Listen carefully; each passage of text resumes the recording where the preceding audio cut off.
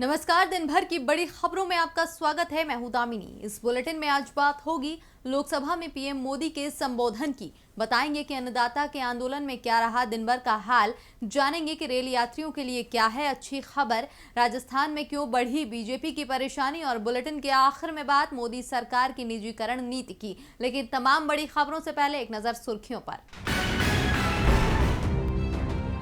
NHAI ने बदला नियम, अब टोल प्लाजा पर नहीं रुकेगी आपकी गाड़ी। फास्टैग में मिनिमम बैलेंस की चिंता खत्म। कार, जीप या वैन के लिए रहेगी ये सुविधा। कमर्शियल व्हीकल के लिए अब भी मिनिमम बैलेंस अनिवार्य।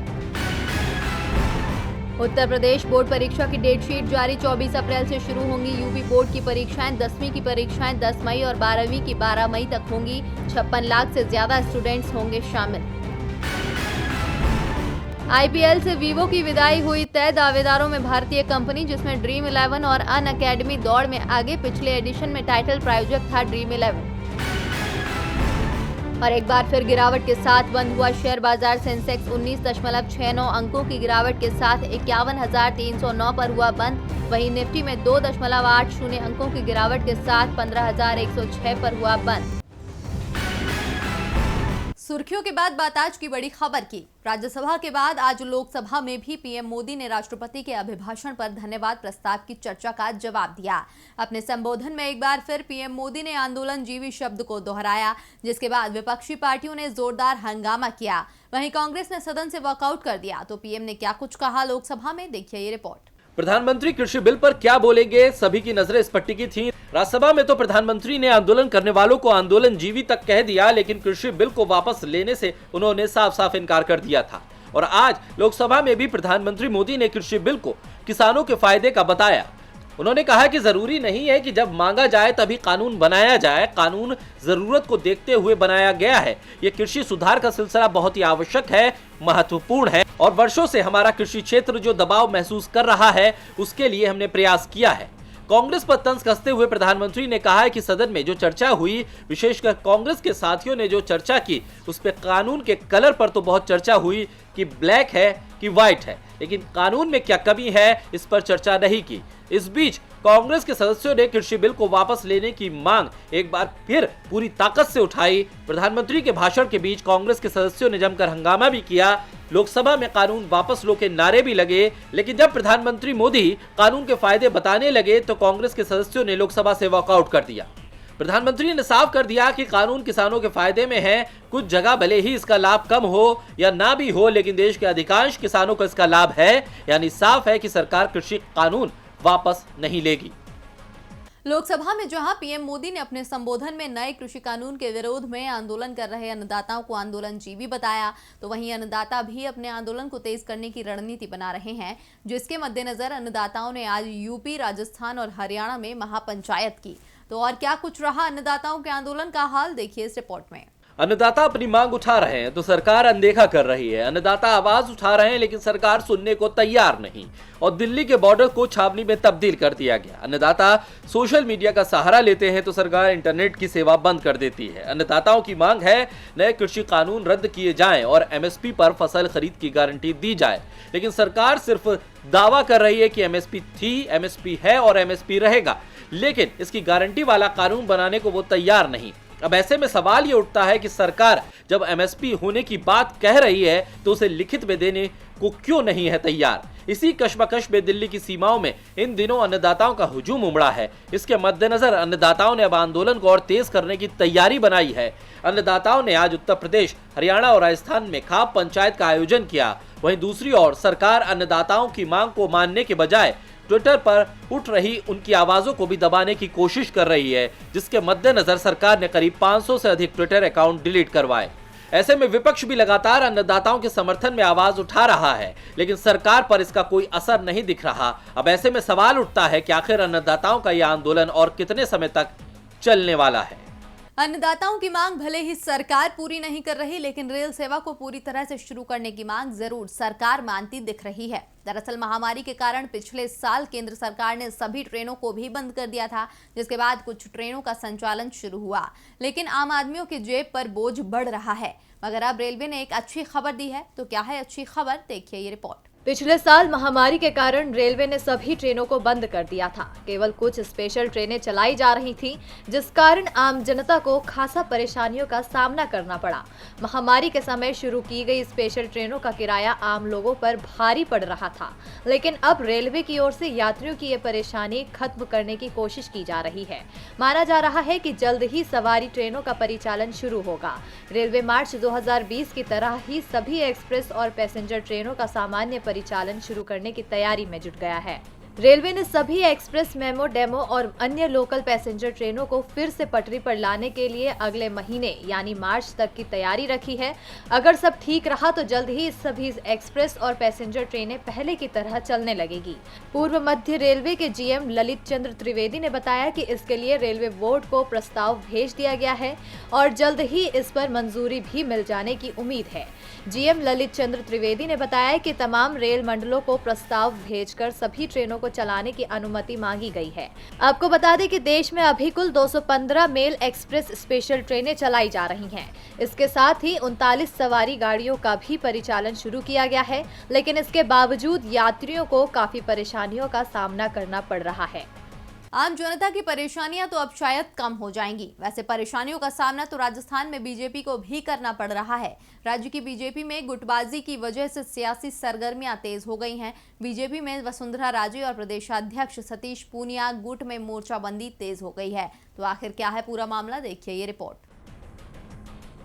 बीजेपी की जहां सरकार है या जहां वो मजबूत विपक्ष है, वहां तो वो दूसरी पार्टियों में सेंधमारी की कोशिश में जुटी रहती है। कर्नाटक, गोवा, सिक्किम, पश्चिम बंगाल, अरुणाचल प्रदेश, गुजरात, मध्य प्रदेश समेत तमाम राज्यों में बीजेपी ने विरोधी दलों में सेंधमारी की। राजस्थान में भी बीजेपी ने ऑपरेशन लोटस चलाने की कोशिश की, लेकिन अशोक गहलोत के आगे बीजेपी की नहीं चल सकी। ऊपर से राज्य बीजेपी में ही खींचतान शुरू हो गई। पार्टी दो गुटों में बंट चुकी है। एक गुट वसुंधरा राजे सिंधिया का बन गया है तो दूसरा सतीश पूनिया का। नेता प्रतिपक्ष गुलाब चंद कटारिया और केंद्रीय मंत्री गजेंद्र सिंह शेखावत को भी वसुंधरा विरोधी गुट का माना जाता है। वसुंधरा अपने समर्थकों को राज्य बीजेपी अध्यक्ष बनाना चाहती है, लेकिन केंद्रीय नेतृत्व वसुंधरा की मांग मानने को तैयार नहीं है। इसके बाद से ही वसुंधरा राजे सिंधिया ने पार्टी की बैठकों से दूरी बनाना शुरू कर दी।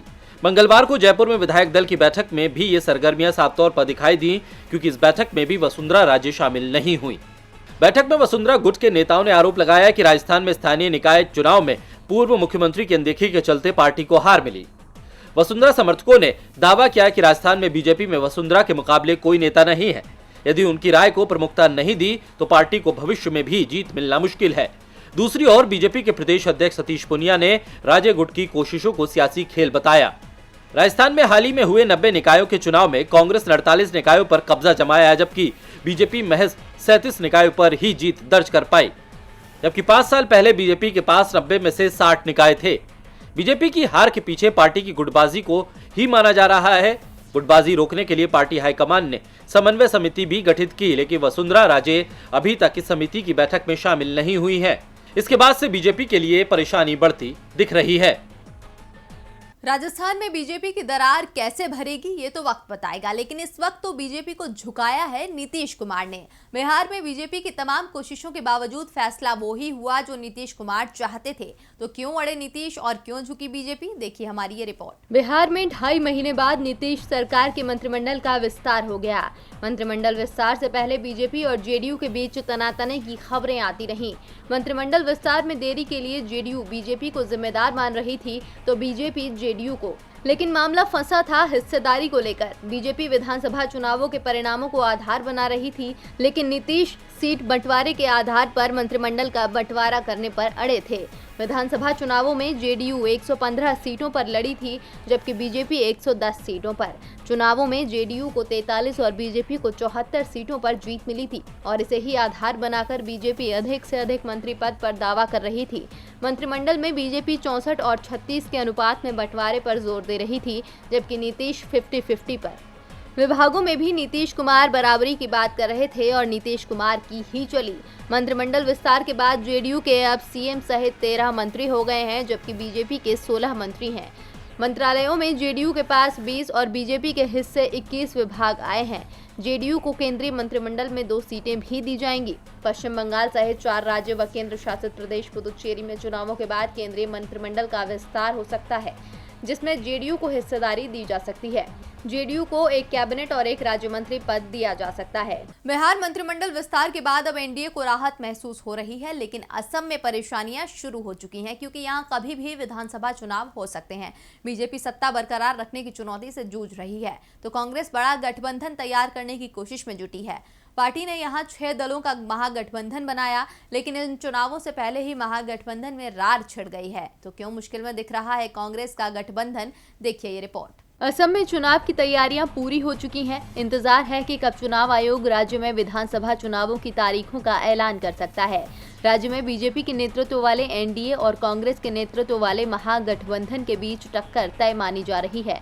कांग्रेस ने एनडीए के खिलाफ 6 दलों का गठबंधन तैयार किया है। गठबंधन में कांग्रेस के अलावा एआईयूडीएफ, सीपीआई, सीपीएम, सीपीआईएमएल और आंचलिक गण मोर्चा शामिल हैं। महागठबंधन में कांग्रेस के बाद एआईयूडीएफ राज्य में सबसे लोकप्रिय पार्टी है और सीट बंटवारे में इन 2 दलों के बीच ही पेंच फंसा हुआ है। वाम दलों ने तो साफ कर दिया है कि यदि उन्हें आधा दर्जन सीटें भी नहीं दी जाएंगी तो भी वो महागठबंधन नहीं छोड़ेंगे। यानी वाम दलों की ओर से कांग्रेस को चिंता नहीं है, लेकिन एआईयूडीएफ राज्य की 126 विधानसभा सीटों में से 50 सीटों पर चुनाव लड़ना चाहती है, जबकि कांग्रेस एआईयूडीएफ को 20 सीटों से ज्यादा देने को तैयार नहीं है। सीट बंटवारे को लेकर महागठबंधन की एक महत्वपूर्ण बैठक गुवाहाटी के एक होटल में हुई, लेकिन सीट बंटवारे पर सहमति नहीं बन पाई। बैठक के बाद एआईयूडीएफ के महासचिव अमीनुल इस्लाम ने कहा कि हम चाहते हैं कि सीट बंटवारे को जल्द ही अंतिम रूप दिया जाए ताकि पार्टियों को चुनावों की तैयारी करने के लिए मौका मिल सके। राज्य में बीजेपी को रोकने के लिए ही हम कांग्रेस के साथ मिलकर चुनाव लड़ रहे हैं। ऐसे में ये कांग्रेस की जिम्मेदारी है कि वो सभी सहयोगियों के हितों का ध्यान रखे और सीटों के बंटवारे का जल्द से जल्द ऐलान करे। और बुलेटिन के आखिर में बात मोदी सरकार की नीति में निजीकरण की। मोदी सरकार कहती है कि हम साफ नीयत से देश को आगे बढ़ाने की नीति बना रहे हैं, लेकिन सरकार की नीति में तो केवल निजीकरण की झलक ही नजर आती है। वित्त मंत्री के आम बयानों से लेकर बजट भाषण में सिर्फ और सिर्फ निजीकरण का ही बोलबाला रहा है और अब खुले तौर पर ऐलान करने के बाद सरकार एक के बाद एक कंपनियों को निजी हाथों में सौंपने की तैयारी कर रही है। जब से मोदी सरकार सत्ता में आई है तब से वो देश में विकास की रफ्तार पर लगाम लगाकर निजीकरण की रफ्तार को दोगुनी तेजी से बढ़ा रही है। ये बात सरकार के फैसले बयां कर रहे हैं। बैंकिंग सेक्टर से लेकर रेलवे सेक्टर तक सरकार ने सभी में अपनी हिस्सेदारी बेचने का फैसला किया है। इसी कतार में अब नेशनल फर्टिलाइजर लिमिटेड यानी एनएफएल का भी नाम शामिल हो गया है। केंद्र सरकार कंपनी में अपने 20% हिस्सेदारी की बिक्री की योजना बना रही है। जानकारी के मुताबिक निवेश एवं सार्वजनिक संपत्ति प्रबंधन विभाग ने कानूनी सलाहकार और प्रक्रिया में सरकार की सहायता के लिए पूंजी बाजारों में सार्वजनिक प्रस्तावों और ओएफएस के अनुभव और विशेषज्ञता वाली कानूनी फर्मों से निविदाएं आमंत्रित की हैं। साथ ही विभाग ने बिक्री प्रक्रिया के लिए व्यापारी बैंकरों से निविदाएं भी मांगी हैं। विभाग के जरिए जारी की गई एक अधिसूचना में कहा गया है कि सेबी के नियम और शर्तों के अनुसार बिक्री के लिए प्रस्ताव यानी ओएफएस के माध्यम से सरकार अपनी 74.71% हिस्सेदारी में से 20% के विनिमय का इरादा रखती है। ऑफर फॉर सेल में कानूनी सलाहकार और मर्चेंट बैंकर दोनों के लिए बोली जमा करने की आखिरी तारीख 2 मार्च को दोपहर 3 बजे तक है। आपको बता दें कि नेशनल फर्टिलाइजर लिमिटेड एक मिनी रत्न कंपनी है जिसकी अधिकृत पूंजी 1000 करोड़ रुपए है और पेड अप पूंजी 490.58 करोड़ रुपए है। अब सरकार इसी कंपनी में अपनी 20% हिस्सेदारी बेचने पर विचार कर रही है। और दिन भर की बड़ी खबरों में मेरे साथ इतना ही। देखते रहिए डीबी लाइव। नमस्कार।